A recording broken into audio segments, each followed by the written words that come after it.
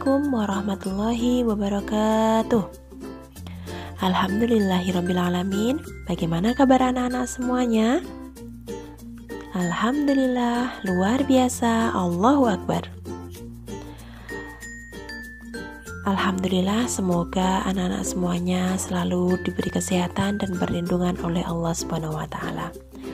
Di pagi yang cerah ini, anak-anak bertemu kembali dengan Bu Alim ya, di kelas 6. Semoga anak-anak tetap dalam semangat belajar, tetap rajin dalam membaca bukunya, dan tetap semangat mengikuti pembelajaran dari Bu Alim. Sudah siap untuk pembelajaran kita pagi ini? Silahkan anak-anak bisa mempersiapkan LKS ataupun buku tulis sebagai rangkuman dari hasil pembelajaran kita pagi ini. Sudah siap? Baiklah, untuk pagi ini kita akan mempelajari tentang perkembangbiakan pada tumbuhan.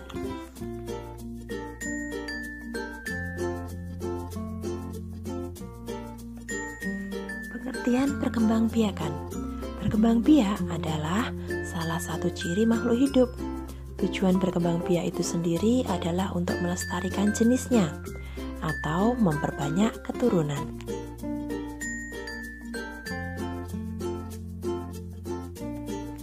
Perkembangbiakan pada tumbuhan. Perkembangbiakan pada tumbuhan ada dua macam. Yang pertama, perkembangbiakan secara generatif. Perkembangbiakan secara generatif adalah perkembangbiakan yang melalui proses perkawinan. Alat perkembangbiakan generatif pada tumbuhan adalah bunga. Perkembangbiakan pada tumbuhan diawali dengan proses penyerbukan. Penyerbukan adalah peristiwa jatuhnya serbuk sari ke kepala putik. Putik adalah sel kelamin betina dan benang sari adalah sel kelamin jantan.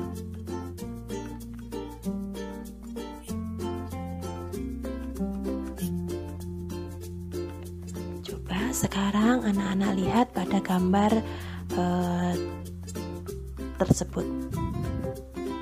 Bagian-bagian bunga ada apa saja?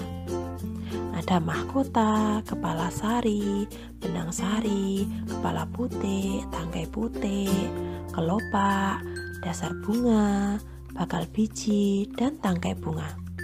Itu semuanya dimiliki oleh bunga sempurna. Bunga sendiri ada dua macam, bunga sempurna dan bunga tidak sempurna. Bunga sempurna adalah bunga yang memiliki putik dan benang sari.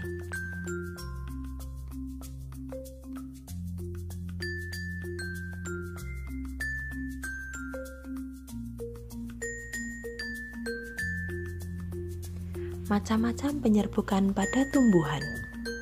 Yang pertama, penyerbukan sendiri. Yang kedua, penyerbukan tetangga. Yang ketiga, penyerbukan silang. Yang keempat, penyerbukan bastar. Berdasarkan perantaranya, penyerbukan dibagi menjadi 4. 1. Penyerbukan dengan bantuan angin atau anemogami. Yang kedua, penyerbukan dengan bantuan hewan atau zodiogami. Yang ketiga, penyerbukan dengan bantuan manusia atau antropogami. Dan yang keempat, penyerbukan dengan bantuan air atau hidrogami.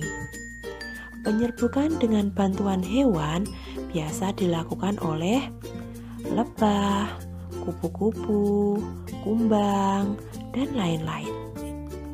Dan untuk pengertian macam-macam penyerbukan bisa anak-anak lihat di LKS. Atau mungkin bisa ditanyakan Bu Alim ya.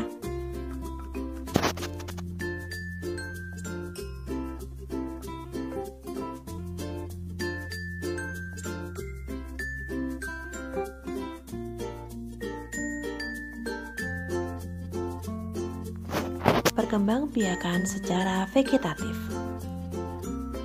Perkembangbiakan vegetatif adalah perkembangbiakan yang terjadi tanpa melalui proses perkawinan. Jadi tanpa bunga ya, anak-anak. Perkembangbiakan vegetatif dibagi menjadi dua, yaitu alami dan buatan.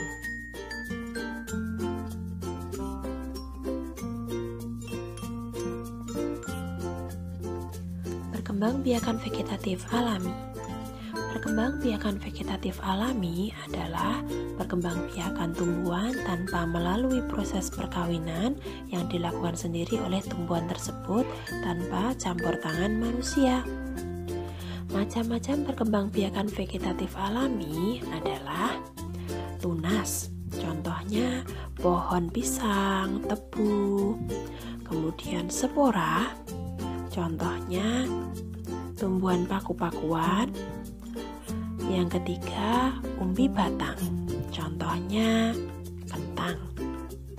Selanjutnya, umbi lapis, contohnya bawang merah, bawang putih, bawang bombay, dan lain-lain.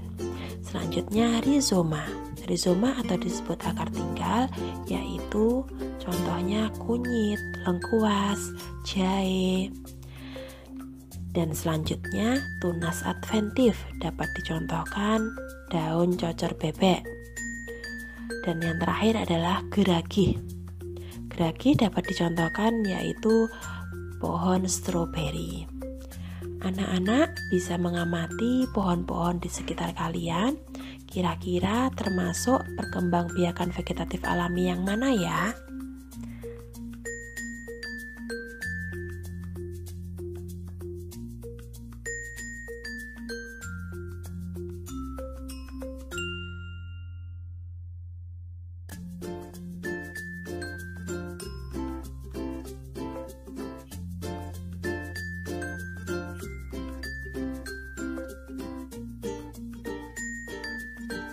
Perkembangbiakan vegetatif buatan.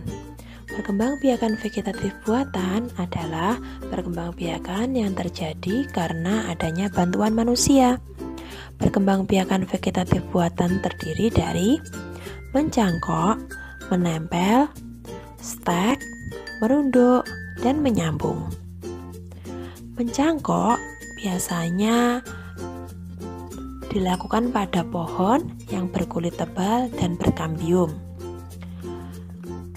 Kemudian menempel dan stek. Stek sendiri dibagi menjadi 3. Ada stek daun, stek batang, dan stek akar.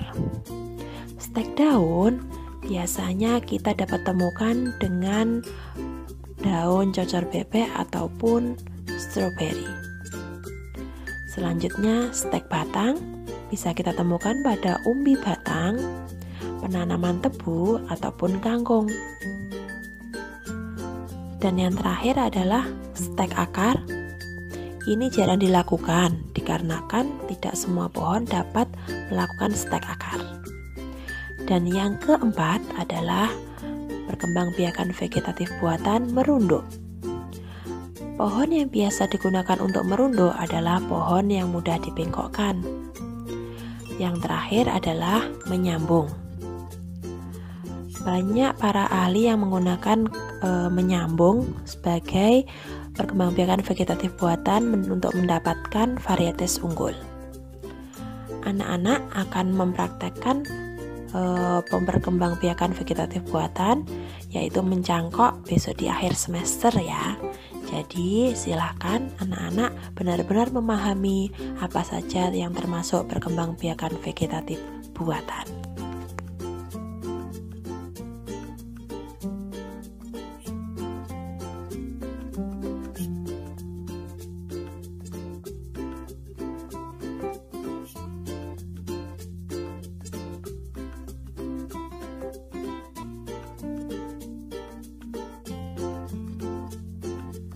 Sekarang coba amati gambar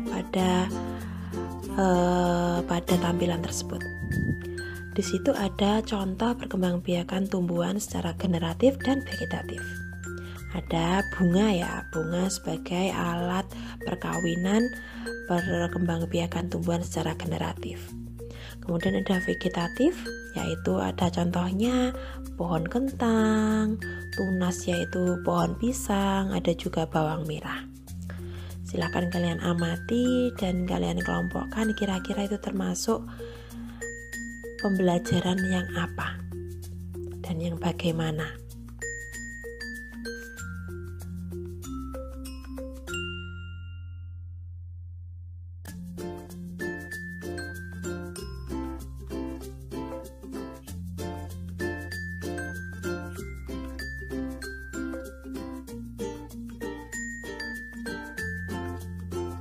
Gambar selanjutnya adalah perkembangbiakan tumbuhan vegetatif, yaitu secara alami dan buatan. Masih ingat kan? Itu ada kentang, stroberi, ada bawang merah, ada pohon pisang, ada mencangkok, menempel, dan lain-lain. Oke, mungkin cukup sampai sini pembelajaran kita hari ini. Jika ada pertanyaan bisa ditanyakan Bu Alim lewat WA Japri ataupun grup atau video call dengan Bu Alim. Dan bisa kalian tambah ilmu kalian dengan membaca LKS ataupun referensi yang lainnya seperti Google ataupun buku-buku sains yang lainnya. Oke, selamat beraktivitas, selamat berkreativitas, selamat berkarya, selamat beribadah. Saya akhiri, wassalamualaikum warahmatullahi wabarakatuh.